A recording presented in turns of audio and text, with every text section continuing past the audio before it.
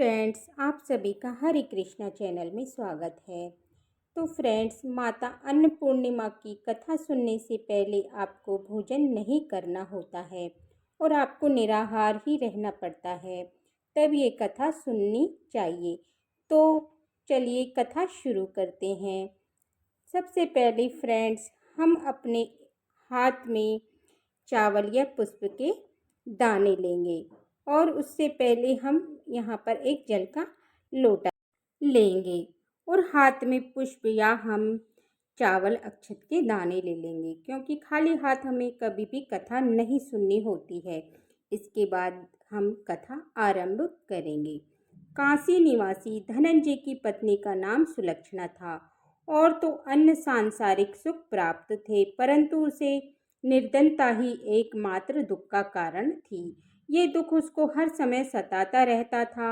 एक दिन सुलक्षणा अपने पति से बोली, स्वामी आप कुछ उद्यम करो, काम बने। इस प्रकार कब तक काम चलेगा? सुलक्षणा की बात धनंजय के मन में बैठ गई और वह विश्वनाथ शंकर भगवान को खुश करने के लिए पूजा में बैठ गया। वह कहने लगा, हे देव आदि देव, हे ईश्वर, मुझ पर पूजा पाठ कुछ नहीं आता है, केवल तुम्हारे भरोसे बैठा हूँ। केवल इतनी विनती कर दो। 3 दिन तक भूखा प्यासा ही बैठा रह गया। ये देखकर भगवान शंकर ने उसके कान में अन्नपूर्णा अन्नपूर्णा अन्नपूर्णा इस प्रकार 3 बार कहा। ये कौन कह रहा है? यह सोचकर धनंजय सोच में पड़ गया और मंदिर में आकर ब्राह्मणों से पूछने लगा, पंडित जी, ये अन्नपूर्णा कौन है? ये बोले, अन्न छोड़कर बैठा है तो हर समय तुम्हें अन्न की ही बात सूझती है। जा घर जा और अन्न ग्रहण कर। धनंजय अपने घर गए और पत्नी से सारा वृतांत कहा।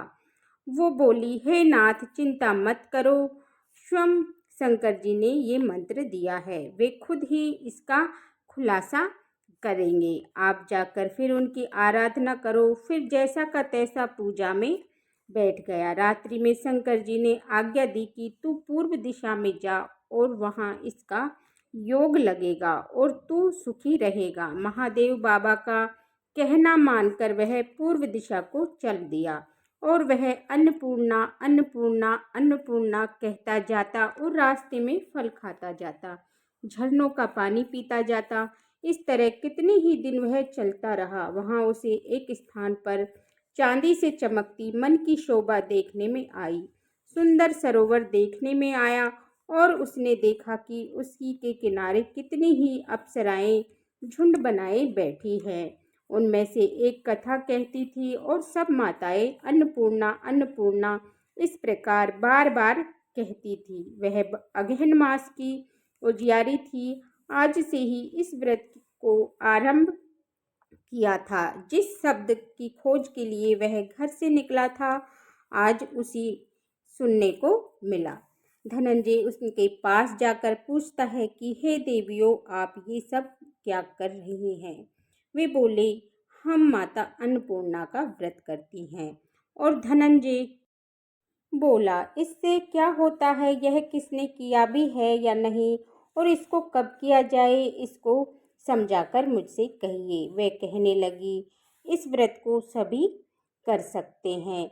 21 दिन तक के लिए 21 गांठ का सूत्र लेना है। 21 दिन ना बने तो 1 दिन का उपवास करना। ये भी ना बने तो केवल कथा सुनकर माता का प्रसाद लेना। निराहार रहकर कथा करना। कथा कथा के सुनने वाला कोई ना मिले तो पीपल के 10 पत्तों को, सुपारी ग्वारपाठ के वृक्ष के सामने दीपक को साक्षी कर सूर्य, गाय, तुलसी या महादेव को कथा सुनाना और बिना कथा सुनाए मुख से एक भी दाना ना डालना। अगर भूल से कुछ पड़ जाए तो 1 दिवस के बाद फिर से उपवास करना और व्रत में क्रोध ना करना, झूठ ना बोलना। धनंजय बोला, इस व्रत के करने से क्या होगा? वो कहने लगी, इसको करने से अंधों को नेत्र मिलता है, लूलों को पाँव मिलता है, निर्धन के घर धन आता है, बांझ को संतान मिलती है, मूर्खों को विद्या आती है और जो जिस कामना से इस व्रत को करता है, माता उसी की सब इच्छाएं पूरी करती हैं। धनंजय बोला, बहनों, मेरे पास तो धन नहीं है और कुछ भी नहीं है। मैं दुखिया हूँ और गरीब हूँ, ब्राह्मण हूँ। मुझे क्या इस व्रत का सूत्र दोगी? तब वो बोली कि हाँ भाई, तेरा कल्याण हो। हमें तुमसे देने लेने इस व्रत का मंगल सूत्र ले। तब धनंजय व्रत किया और पूरा हुआ और तभी सरोवर में से 21 खंड की स्वर्ण सीढ़ी हीरा मोती जड़ी हुई प्रकट हुई। धनंजय अन्नपूर्णा अन्नपूर्णा कहता जाता इस प्रकार कितनी ही सीढ़ियां उतर आया तो क्या देखता है, करोड़ों सूर्य के समान प्रकाशवान अन्नपूर्णा माता का मंदिर है। उसके स्वर्ण सिंहासन पर अन्नपूर्णा विराजमान है। सामने भिक्षा हेतु भगवान शिव खड़े हैं और दिव्यांगनाएं चरण डुला रही हैं और कितने ही हथियार बांधे पहरा देती हैं। धनंजय दौड़कर माता के चरणों में गिर पड़ा। माता उसके मन का द्वेष जान गई। धनंजय कहने लगा, माता, आप तो अंतर्यामी हो, आपको अपनी दशा भला क्या बताऊं? माता बोली, अब तूने मेरा व्रत किया है, अब संसार तेरा सत्कार करेगा। माता ने धनंजय की जिह्वा पर बीज मंत्र लिख दिया। अब तो उसके इस रोम रोम में विद्या प्रविष्ट हो गई। इतने में वह क्या देखता है कि वह काशी विश्वनाथ के मंदिर में खड़ा हुआ है। तत्पश्चात माता का वरदान लेकर धनंजय घर लौट आया और सुलक्षणा से उसने सारी बातें कही। माता जी की कृपा से उसके घर में असीम संपत्ति उमड़ने लगी। छोटा घर बहुत बड़ा गिना जाने लगा, जैसे शहद के छत्ते पर मधुमक्खियां जमा होती हैं। उसी प्रकार अनेक सगे संबंधी आकर उसकी बड़ाई करने लगे। वे कहने लगे कि इतना धन, इतना बड़ा सुंदर घर, लेकिन संतान नहीं है तो इस कमाई को भला कौन भोगेगा? सुलक्षणा के कोई संतान नहीं थी, इसलिए तुम दूसरा विवाह करो। अनिष्या होते हुए भी धनंजय को दूसरा विवाह करना पड़ा। सती सुलक्षणा को सौत का दुख उठाना पड़ा।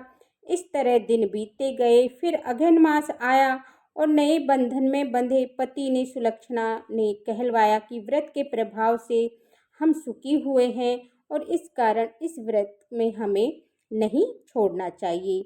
ये माताजी का प्रताप ही है कि हमें इतने संपन्न और सुखी हुए हैं। सुलक्षणा की बात सुनकर धनंजय उसके यहाँ आया और आकर के बैठ गया। नई वधू को इस बात की खबर नहीं थी। वह धनंजय की आने की राह देख रही थी कि दिन बीतते गए और व्रत पूरा होने में 3 दिवस रह ही गए और नई पत्नी को खबर मिली। उसके मन में ईर्ष्या की ज्वाला दहक रही थी। वह सुलक्षणा के घर पहुंची और झगड़ा करके वह धनंजय को अपने साथ ले आई। वहां पर धनंजय थोड़ी देर के लिए सोया तो नई पत्नी ने उसका व्रत के मंगलसूत्र को तोड़कर अग्नि में फेंक दिया। अब तो माताजी बहुत क्रोधित हुई और घर में अकस्मात ही आग लग गई और सब कुछ जलकर राख हो गया। सुलक्षणा जान गई और पति को फिर से अपने घर ले आई। नई पत्नी रूठकर पिता के घर जा बैठी। पति को परमेश्वर मानने वाली सुलक्षणा बोली, हे नाथ, आप घबराना नहीं। माता जी की कला अलौकिक है। पुत्र कुपुत्र हो जाता है, लेकिन माता कुमाता नहीं होती है। आप माता में अपनी श्रद्धा को बनाए रखें और आप फिर से आराधना शुरू करें। वे अवश्य हमारा कल्याण करेंगी। धनंजय ने फिर से माता अन्नपूर्णा का व्रत किया। फिर वही सरोवर, वही सीढ़ी प्रकट हुई। उसमें वही अन्नपूर्णा माँ कहकर वे उतर गया। वहाँ माता जी के चरणों में रुदन करने लगा। माता प्रश्न होकर बोली, यह मेरी स्वर्ण की मूर्ति ले जा और इसका पूजन कर, तू फिर सुखी हो जाएगा। जाओ, तुमको मेरा आशीर्वाद है। तेरी पत्नी सुलक्षणा ने श्रद्धा से मेरा व्रत किया और उसको मैंने पुत्र दिया। धनंजय ने आंखें खोली और खुद को काशी विश्वनाथ के मंदिर में खड़ा पाया। वहां से फिर उसी प्रकार वो घर गया और घर इधर सुलक्षणा को दिन चढ़े और 9 महीने पूरे होते ही उसने पुत्र को जन्म दिया। ग्राम में आश्चर्य की लहर दौड़ गई और मन प्रसन्नता आने लगी।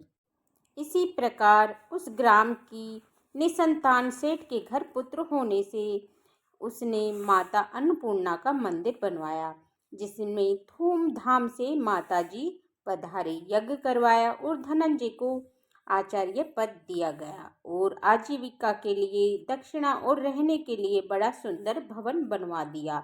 धनंजय स्त्री पुत्र सहित वहां पर रहने लगे और माता जी की कृपा से भरपूर आमदनी होने लगी। और इधर वही नई वधू के पिता के घर डाका पड़ गया और सब कुछ लुट गया और वे वहां पर भीख मांगकर अपना पेट भरने लगे। सुलक्षणा ने जब ये सुना तो उन्हें बुलावा भेजा और उन्हें अलग घर में ठहरा दिया और उन्हें अन्न वस्त्र आदि का प्रबंध भी कर दिया। धनंजय, सुलक्षणा और उसका पुत्र माता जी की कृपा से आनंद से रहने लगे। माता जी, जैसे आपने इनके भंडारे भरे वैसे सबके भंडारे भरे। तो ये कहते सुनते हुंकारा भरते हुए सब पर अपनी कृपा दृष्टि बनाए रखना और अन्न धन के भंडार भरना। अन्नपूर्णा माता व्रत कथा इस प्रकार पूर्ण हो जाती है। तो फ्रेंड्स, अगर ये वीडियो आपको मेरा पसंद आया हो तो मेरे वीडियो को लाइक करना, शेयर करना और कमेंट बॉक्स में कमेंट ज़रूर लिखना और बेल आइकन बटन को प्रेस कर देना ताकि मेरी आने वाली वीडियो का नोटिफिकेशन आपको मिल जाए। सभी को नमो नारायण। जय माता अन्नपूर्णा।